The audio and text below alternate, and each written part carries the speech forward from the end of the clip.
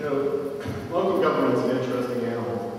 When we do our budget at City Council every year, all you have to do is get in your car around about 5 or 10 minutes downtown and come give us your piece of your mind. As a matter of fact, my good friend Stacy over here does that every year, and we appreciate that, Al. But over the last 7 years, I was part of balancing a local budget.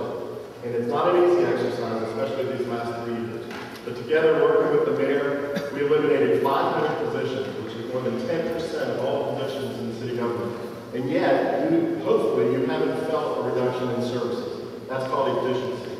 Another thing, when I hopefully get to the county, I think that I have the experience with city government and now with county government to help the city and the county work closer together.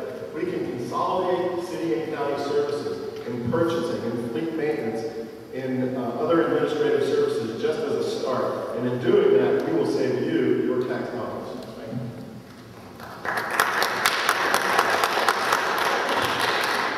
So the challenges we faced over the last couple of years and continue to face make us permanently alter the manner in which we operate. It's not just a 1 or 2 year anomaly.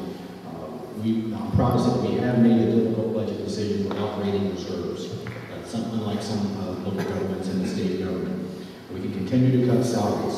The county commission has led by example. The last 2 years, we have cut our salary. $4,000 this year, $1,000 a year before. I made that motion to do that. I'm very proud of that. Create jobs. As my job incentives program I mentioned earlier, bringing in the big companies such as Bass Pro Shops will go a long way.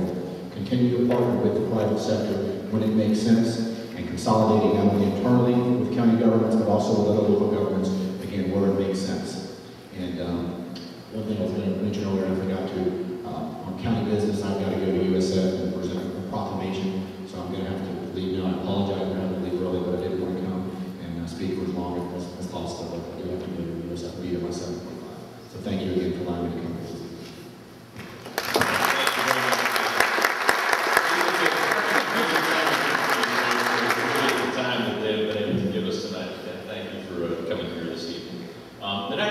Tampa Bay is behind all other large cities when it comes to transportation and the transit system. Given the current state of our economy, do you believe that the economic benefits from constructing and operating the transportation system will exceed the tax burden of our citizens on the proposed 1% sales tax? Space up there, or What do you stand on that? Plan of not taking into account the population declines, the slowdown in growth we've had in the last couple of years. So it's a bad plan. That's number one. Number two, it's really a bad time to raise taxes, especially when small businesses pay sales taxes. There's been a lot of talk about what families will pay with respect to tax, and that's a good thing. But also small businesses pay sales tax. And there's going to be people that are hired in Hillsborough County because this tax is passed. So I think that the economic burdens far outweigh the benefits of this proposed tax, and I encourage you to vote against it. Thank you.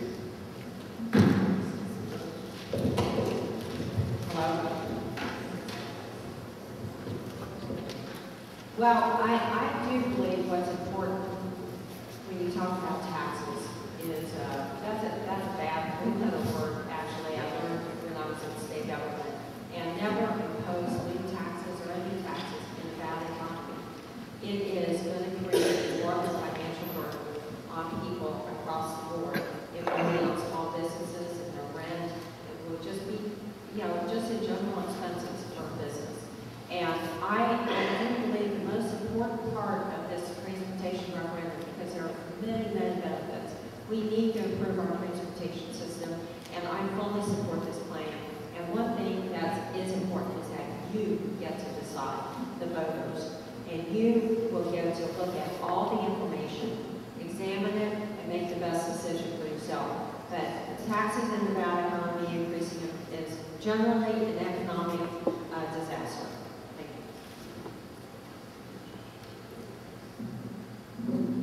Well, I think Sandy and I agree on one thing. It's extremely important that you're going to have the choice. And because it's your choice, I urge you to do the research. From my perspective, the one reason that I will be voting for this, just personally, is that I think it's all about jobs. The jobs that this is going to create are numerous.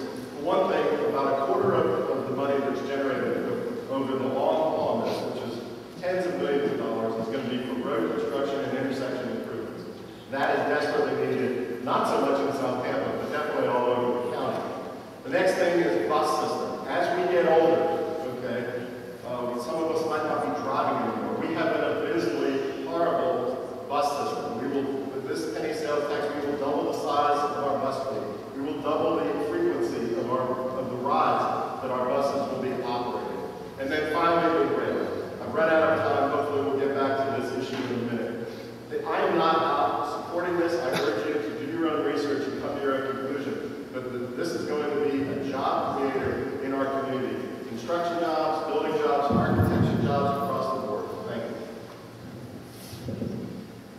Perhaps I'm unique on this board. I believe that we in Hillsborough County need transportation options. And the existing Board of County Commissioners spent all the money that they had pledged, the CIT money, through 2023 to make the transportation investments that we need. So if we're going to have any improvements, and we have I think it's an $8 billion backlog of work that needs to be done, we need an additional source of revenue. I believe that this is a transportation investment. It immediately causes jobs, but long-term it improves our system and gives us choices. I want to have a variety of choices, from safe sidewalks to good bus service, to a rail system, to roads that are in decent condition. We need this source of revenue to create jobs immediately, but long-term to give us all transportation choices, and I think that's critically, critically important.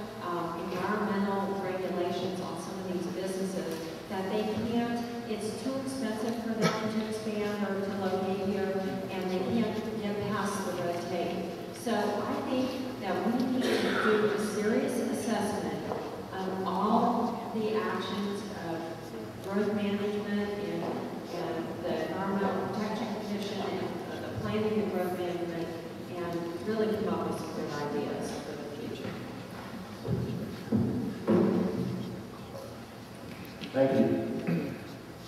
I think she said we've done a lot with growth management. I think in Tallahassee they've done a lot to growth management. And over the last 15 years. With all due respect, I have no idea where my opponent was on those issues, but the regulations are there for a reason. Whether or not you're talking about on a statewide level or at a local level. Okay, the regulations are there, number one, in the city of Tampa, to protect our neighborhoods. And I've been working closely with you to make sure that we upheld those regulations and that we protect our neighborhoods. When we get to the county, it's sort of a bigger picture thing. Now we've got to protect our neighborhoods, we've got to prevent urban sprawl, but we also have to protect our environment. There's a lot of responsibilities there. I'm extremely curious at what Tallahassee has done to tie the hands of local government on growth management issues. Hopefully that will stop something.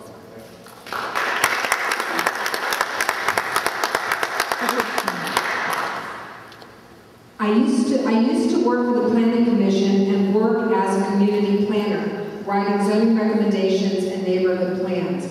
And the neighborhoods that I worked on, their value has never been higher. Hyde Park, Tampa Heights, Seminole Heights.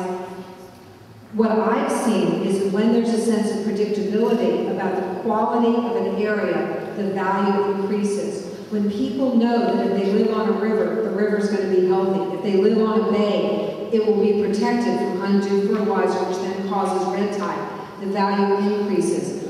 I see these rules as protecting our investments, protecting the quality of life. I am so proud for the work I've done with that in the city. And one of the main reasons I'd like to serve as a county commissioner is because they sit as the Environmental Protection Commission board. And my opponent voted to not protect us from fertilizers, to get rid of the Environmental Protection Commission, and I'd really like you to look carefully at that record.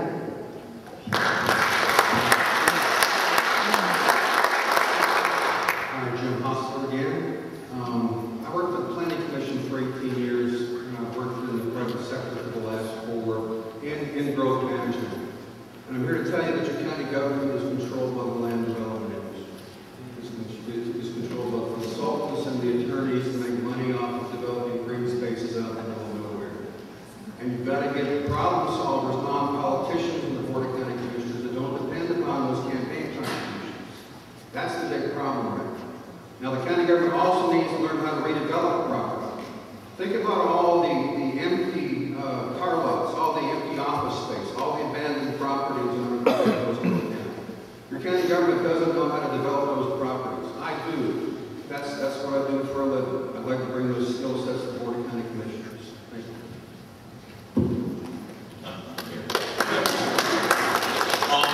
Here's an issue I have been covering for more than 20 years in this community, and it's a question that comes from one perspective, so I'm going to exercise a moderator's prerogative and kind of try to add a fair and balanced perspective to this. The Gandy Corridor project has come up in a number of facets over the years. There is a well-organized effort, as we all know, south of Gandy and other neighborhoods that oppose this project. This question asks, the Gandy Corridor continues to resurface and threatens the integrity of South Tampa small businesses and residential areas. How do you stand on this project? How do you intend to support the neighborhoods who have spoken out against it? Or, as I would add, what about the people who have to travel over from Pinellas County? What about their hurricane evacuation routes? We just talked about transportation. So where do you stand on the Gandy Corridor project, John? Well, it is a tough one because on the one hand, we want to be extremely sensitive to the neighborhoods that surround the Gandy Boulevard. But on the other side, we have serious public safety concerns. And I can't remember exactly what year it was. I think it was around 2002, 2003, thereabouts. When Pinellas County, there was an evacuation in Pinellas County. And what happened? They all came over the bridge and they completely, no pun intended, flooded our roads with their traffic. And I have reports from folks all around South Tampa that said we couldn't even get out of our own driveway, nonetheless our neighborhood, to even consider evacuating ourselves. That is one of the reasons that the DOT is considering this Gandy corridor. The issue has been studied for many, many years. I think that we've done an extremely good job to make sure that the neighborhoods are protected. I said, but at the end of the day, public safety concern has to be number one in my life. I think, and I've been around for these conversations for 24 years. The good news is that Gandy right now looks extraordinarily attractive, and it functions unless there's a hurricane. I think that one of the reasons that the businesses are so concerned about this is they've just endured 2 years of construction, and finally it's done, and it looks great. And the thought of going back in and tearing out the landscaping is so painful. It's like, give us a couple of years to heal and then reconsider it. I think that the suggestion I have heard from the Expressway Authority, which is the elevated system, there's valid concerns about what that will do aesthetically to the area. We've got to balance it with safety. I personally think we should think about it like 5 years down the line, because right now the idea of going back in again and ripping things up is just an excruciating thought.